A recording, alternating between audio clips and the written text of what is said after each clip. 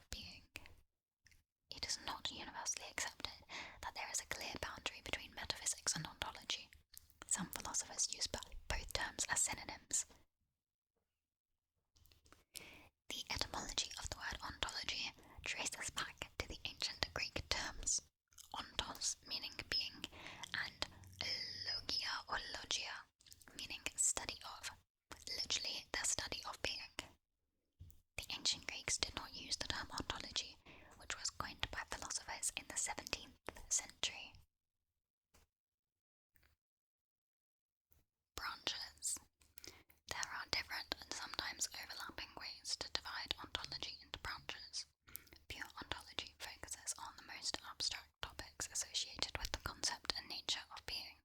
It is not restricted to a specific domain of entities and studies existence and the structure of reality as a whole. Pure ontology contrasts with applied ontology, also called domain ontology. Applied ontology examines the application of ontological theories and principles to specific disciplines and domains, often in the field of science.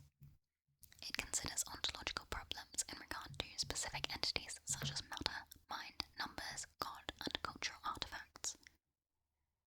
Social ontology, a major subfield of applied ontology, studies social kinds like money, gender, society, and language. It aims to determine the nature and essential features of these concepts, while also examining their mode of existence. According to a common view, social kinds are useful constructions to describe the complexities of social life.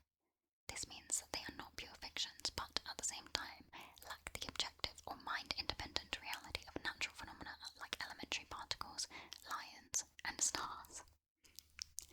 In the fields of computer science, information science, and knowledge representation, applied ontology is interested in the development of formal frameworks to encode and store information about a limited domain of entities in a structured way. A related application in genetics is gene ontology, which is a comprehensive framework for the standardized representation of gene-related information across species and databases. Formal ontology is the study of objects in general, while focusing on their abstract structures and features. It divides objects into different categories based on the forms they exemplify. Formal ontologists often rely on the tools of formal logic to express their findings in an abstract and general manner. Formal ontology contrasts with material ontology, which distinguishes between different areas of objects and examines the features characteristic of a specific area. Examples are ideal spatial beings in the area of geometry and living beings in the area of biology. Descriptive ontology aims to articulate the conceptual scheme underlying how people ordinarily think about the world.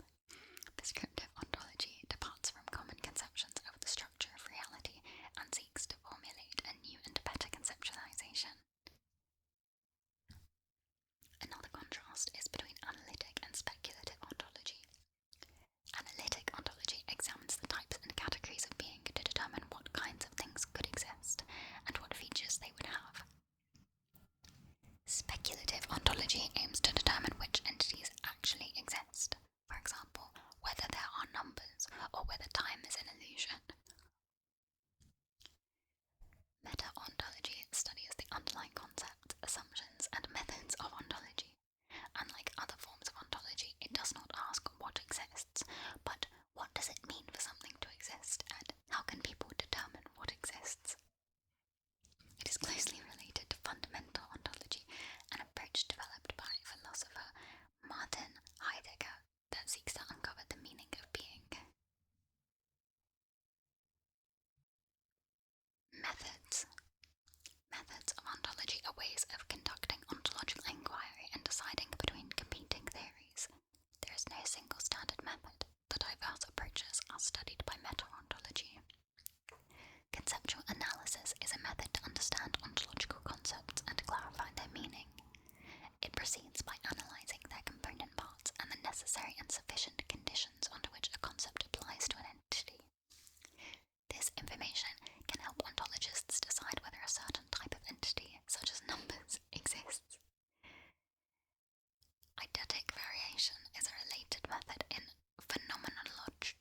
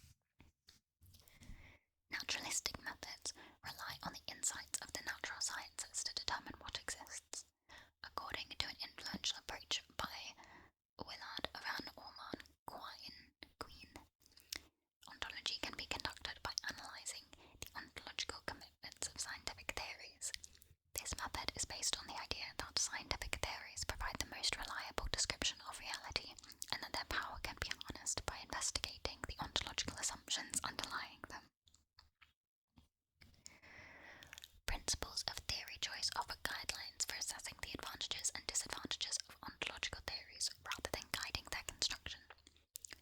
The principle of Occam's razor says that simple theories are preferable. A theory can be simple in different respects, for example, by using very few basic types or by describing the world with a small number of fundamental entities. Ontologists are also interested in the explanatory power of theories and give preference to theories that can explain many observations. A further factor is how close a theory is to common sense. Some ontologists use this principle as an argument against theories that are very different from how ordinary people think about the issue. In applied ontology, ontological engineering is the process of creating and refining conceptual models of specific domains. Developing a new ontology from scratch involves various preparatory steps, such as delineating the scope of the domain one intends to model and specifying the purpose and use cases of the ontology. Once the foundational concepts within the area have been identified, ontology engineers proceed by defining them and characterizing the relations between them. This is usually done in a formal language to ensure precision and, in some cases, automatic computability. In the following review phase, the validity of the ontology is assessed using test data. Various more specific instructions for how to carry out the different steps have been suggested. These include the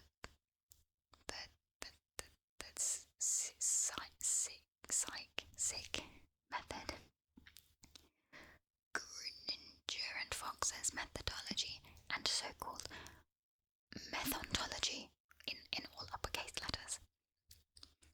In some cases, it is feasible to adapt a pre-existing ontology to fit a specific domain and purpose rather than creating a new one from scratch. Related fields. Ontology overlaps with many disciplines, including logic, the study of correct reasoning. Ontologists often employ logical systems to express their insights, specifically in the field of formal ontology. Of particular interest to them is the existential quantifier. There's a symbol, it's like backwards E, which is used to express what exists. In first order logic, for example, the formula backwards E x dog bracket x states that dogs exist. Some philosophers study ontology by examining the structure of thought and language, saying that they reflect the structure of being. Doubts about the accuracy of natural language have led some ontologists to seek new formal language, termed ontologies, for a better representation of the fundamental structure of reality. Then they've got a picture, sort of suggested upper merged ontology, which it's the fundamental categories in the suggested upper merged ontology, which we'll sort of get to. It's sort of like a flowchart. I'll come back and describe it. Ontologies are often used in information science to provide a conceptual scheme or inventory of a specific domain, making it possible to classify objects and formally represent information about them. This is of specific interest to computer science, which builds databases to store this information and defines computational processes to automatically transform and use it.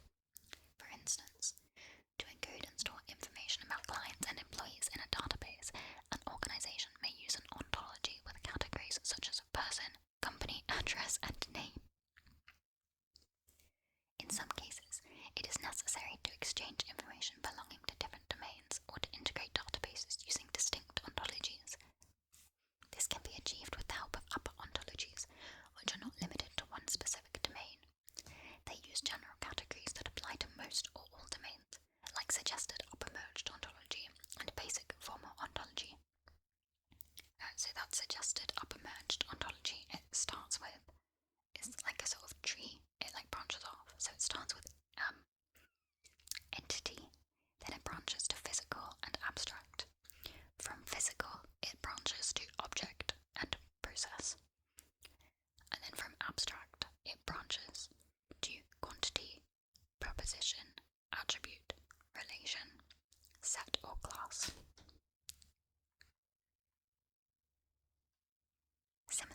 applications of ontology are found in various fields seeking to manage extensive information within a structured framework. Protein ontology is a formal framework for the standardized representation of protein-related entities and their relationships. Gene ontology and sequence ontology, geez, this Wikipedia article really likes gene ontology,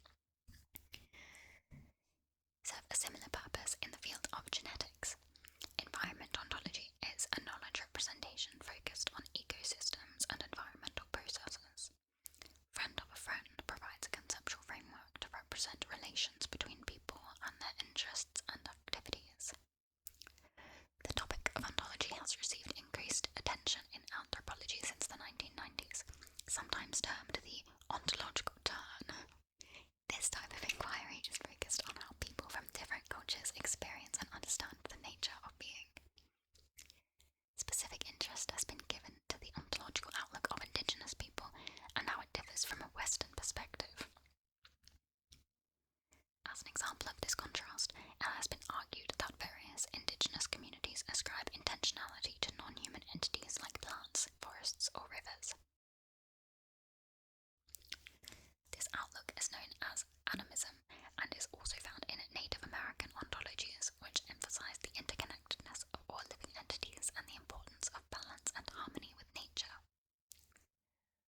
Ontology is closely related to theology and its interest in the existence of God as an ultimate entity. The ontological argument, first proposed by Anselm of Canterbury, attempts to prove the existence of the divine. It defines God as the greatest conceivable being. From this definition, it concludes that God must exist, since God would not be the greatest conceivable being if God lacked existence. Another overlap in the two disciplines is found in ontological theories that use God or an ultimate being as the foundational principle of reality. Heidegger criticized this approach, terming it ontotheology.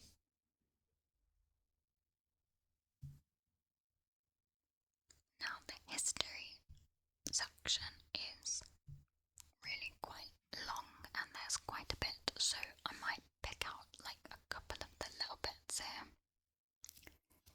There's also a main article linking to history of ontology, so if this section within the page is this long, I do not even want to click on that link to see how long history of ontology the standalone page is. The roots of ontology in ancient philosophy are speculations about the nature of being and the source of the universe.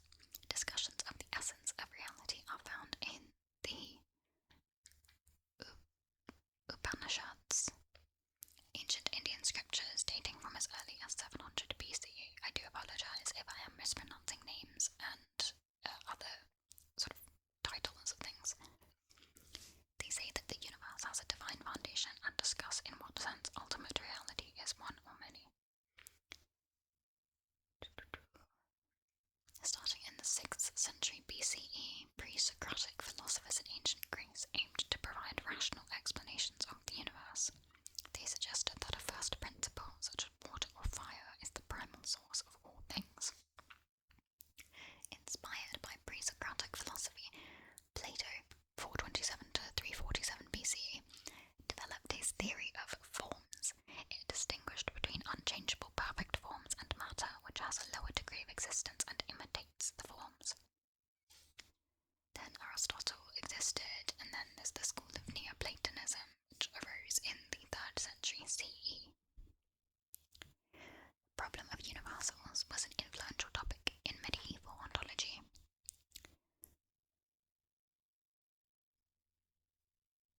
William of Ockham, which is where Occam's razor comes from, also existed. Descartes, 1596 to 1650, formulated a dualist ontology at the beginning of the modern period. It distinguishes between mind and matter as distinct substances that causally interact. Rejecting Descartes' dualism, Baruch Spinoza, 1632 to 1677, proposed a monist ontology according to which there is only a single entity that is identical to God and nature. John Locke, 1632 to 1704, proposed his substratum theory, which says that each object has a featureless formless substratum that supports the object's properties. I studied John Locke really briefly at one point, and I obviously did not learn anything, because I don't know what that sentence actually means. Oh my god. Immanuel Kant.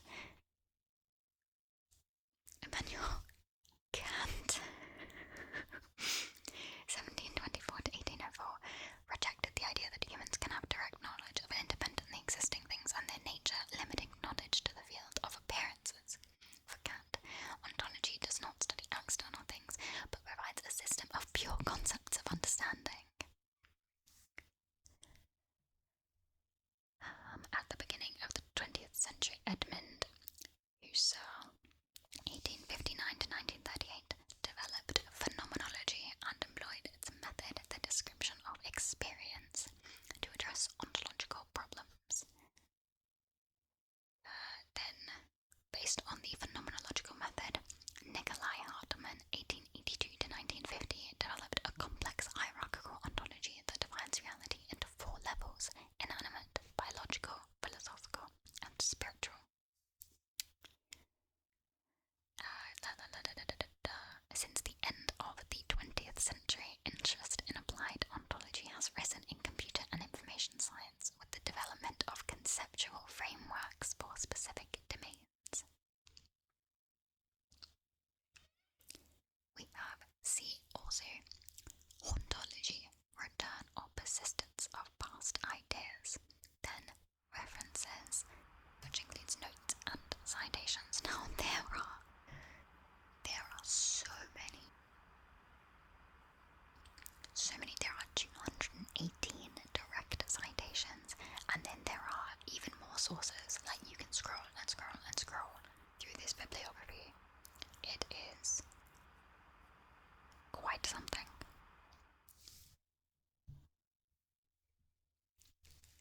I did skip over basic concepts and schools of thought because they were both very long, but to recap them, the basic concepts include being or existence, which is the main topic of ontology. Depending on context, it is sometimes used with a more limited meaning to refer only to certain aspects of reality. The relation between being and non-being is a frequent topic in ontology. We have particulars and universals.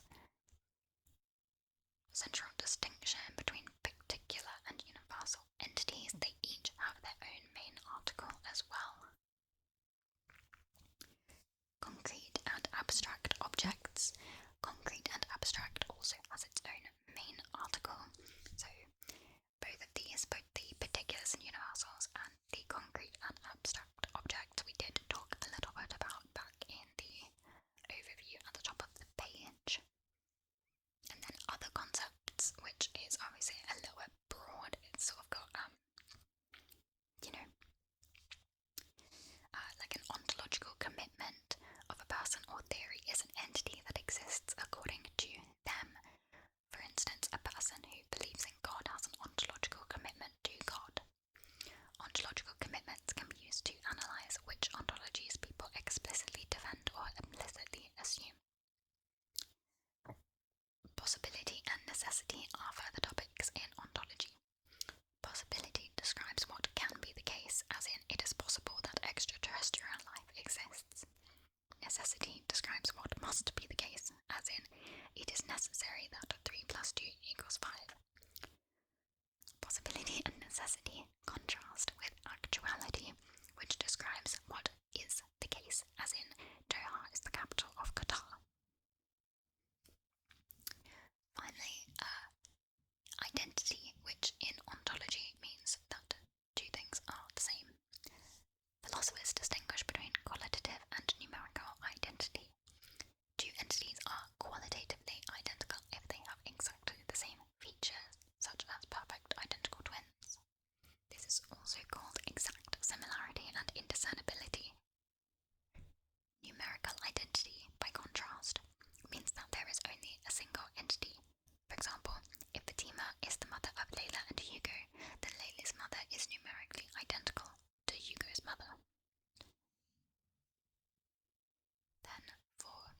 schools of thought.